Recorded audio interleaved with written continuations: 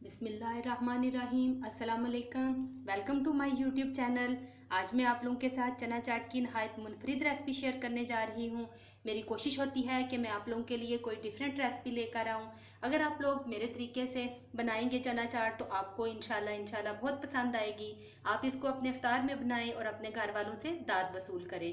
अगर मेरी रेसिपी अच्छी लगे तो ज़्यादा से ज़्यादा लाइक करें, शेयर करें और मेरे चैनल को सब्सक्राइब करें। चलते हैं अपनी रेसिपी की तरफ।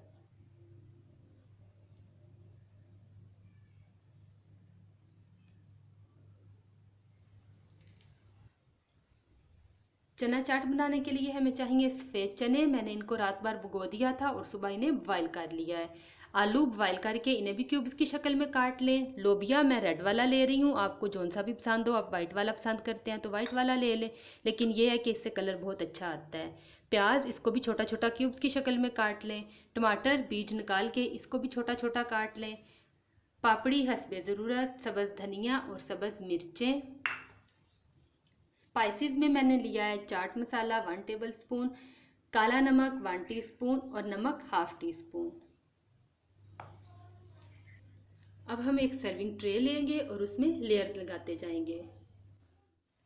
सबसे पहले हम टमाटरों की लेयर लगाएंगे, फिर आलू, लाल लोबिया, प्याज, सफ़ेद चने, पापड़ी और सबसे आखिर पे धनिया और सब्ज़ मिर्चें लगा देंगे। लीजिए, हमारी यूनिक स्टाइल चना चाट तैयार है। तमाम स्पाइसेस को मैंने मिक्स कर लिया है और साथ इमली की चटनी के सर्व करें आप इसको। जिसको जितनी चीज़ चाहिए वो अपने मुताबिक इसमें से ले ले।